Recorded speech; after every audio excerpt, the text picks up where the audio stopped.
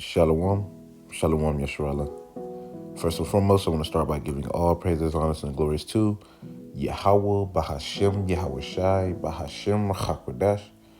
Double honors to the apostles and elders of Great Millstone for teaching 100% truth. Wa Barakatham to the 144,000, as well as the rest of the elect. May peace and blessings be unto your households. All right, and it's your brother Gadal from the Great Millstone Dallas branch. And in this quick lesson, we're just basically going to get into the parable of the talents. Yeah, we're just going to go into the parable of the talents.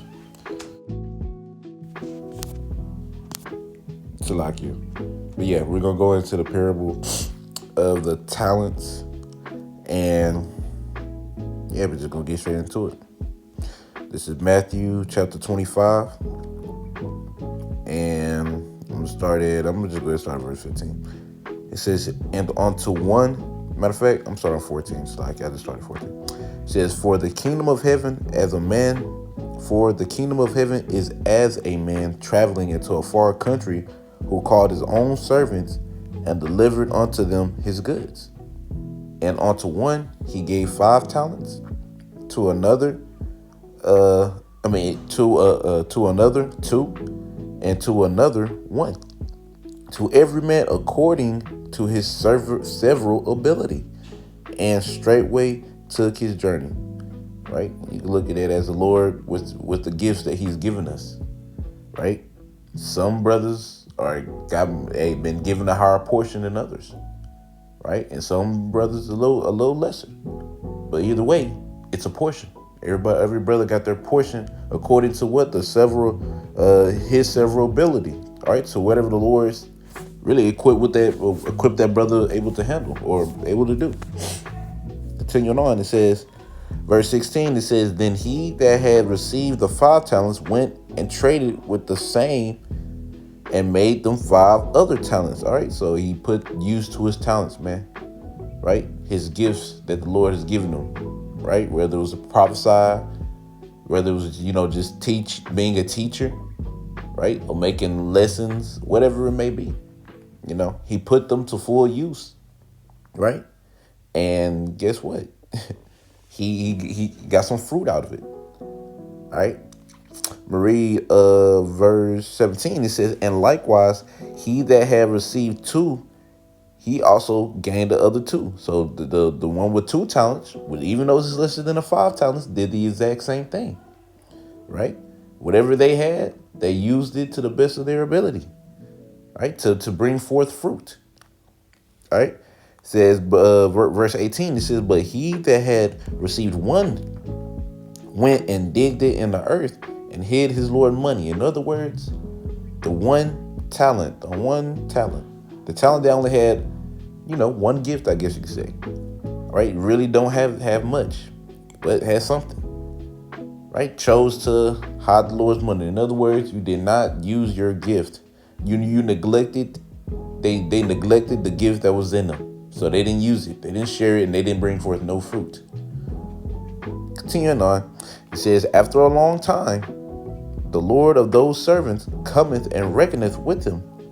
And so that he that had received 5 talents came, brought other 5 talents, the fruit. Lord, thou deliverest unto me 5 talents. Behold, I have gained beside them 5 talents more. His Lord said unto him, well done, thou good and faithful servant. Thou hast been faithful over a few things. I will make thee a ruler over many things. Enter thou into the joy of thy Lord. All right, continuing on, verse 22 says, he also that had received 2 talents came and said, Lord, thou deliverest unto me 2 talents. Behold, I have gained 2 other talents beside them. 23 says, his Lord said unto him, well done, good and faithful servant. Thou hast been faithful over a few things. I will make thee a ruler over many things. Enter thou into the joy of thy Lord.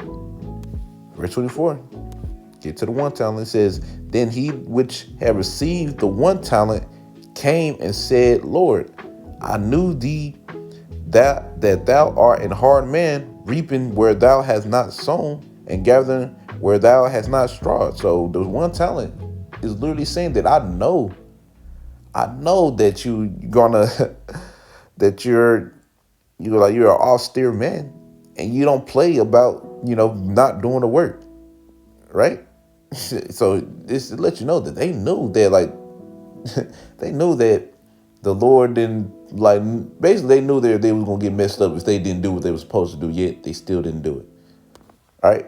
Verse 26, it says, his Lord answered and said unto him, thou wicked and slothful servant, thou knewest, meaning you know, that I reap where I sowed not, and gathered where I have not strawed.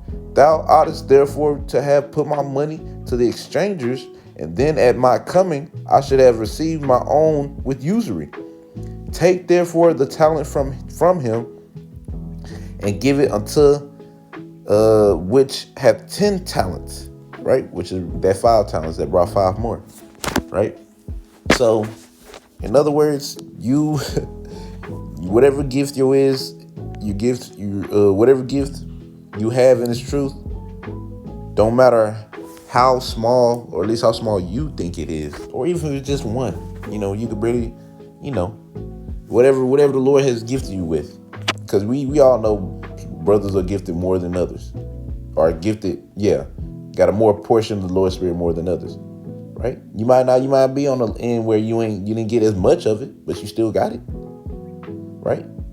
The Lord's still gonna look at you as if, man, are you doing what you're using, what I gave you though, right? Matter of fact, we're gonna get that scripture: neglect not the gift that was in you.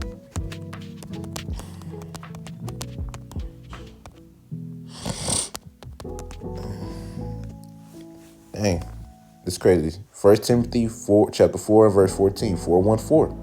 It says, neglect not the gift that is in thee, which was given thee by prophecy, with the laying on of the hands of the presbytery. Right? So you're not supposed to be neglecting the gift that Yahweh B'Shem Shai has given you. Right? It's like you got a call. But yeah, you're not supposed to be neglecting the gift that the Lord has given you, right? No matter how small that it seems, right? Even though it was just the one talent. I love this parable because it lets you know that the Lord looked at that one talent as if it was 5, right? Yes, 5 got to do more, but the Lord equipped that 5 talents to do more, as well as that 2, and then as well as you that 1. He equipped you with that 1 to do what you can with 1, which is get another 1. But I'm gonna go ahead and get Romans chapter 12 and verse, I'll give verse 3 real quick. It says, for I say through the grace given unto me, to every man that is among you, not to think of himself more highly than he ought to think, but to think soberly, according to the Most High have dealt to every man the measure of faith. Right? So, just not thinking, in other words, just not getting prideful, man. All right? Don't get prideful. Like, if the Lord has gifted you with a lot, a good portion of his spirit, then you're not supposed to be thinking that, like, oh man, you're the man. Nah, the Lord gave you that. You didn't get any of that. All right? You didn't earn none of that. We didn't earn to be in this truth. Right? We didn't earn to get this wisdom and understanding. None of us have. So ultimately, just being pretty much humble, right? Not prideful. All right, not thinking that you higher than what you are when you really not. You're just a vessel that the Lord just chose to give you more, to give you a more portion of his spirit to do certain things. That's it. All right, but verse 4 says, for as we have many members in one body, and all members have not the same office, so we being many are one body in a Mashiach, and every one member one of another. So even if you got that one talent, right, whatever it may be, that talent is a part of the body, right? The pinky toe, man, that's the big one, the pinky toe. Even though it's like one of the smallest parts in your body that you can see, right? Yeah, it's very important. You lose your pinky toe, you instantly lose your balance. You can't, now your whole body got to work harder to maintain balance because you lost your pinky toe. And that's a small piece. So that's how the Lord looks at it. Like that one talent was being that pinky toe. And then since that pinky toe didn't want to be a pinky toe, he wanted to get, I guess cut off or whatever, right? Guess what? It throws the whole body out of whack. The rest of the body, now the rest of the body got to work harder because that you don't want to do your job. You don't want to use your gift that the Lord gave you, whatever it may be. And we're going to read some of them.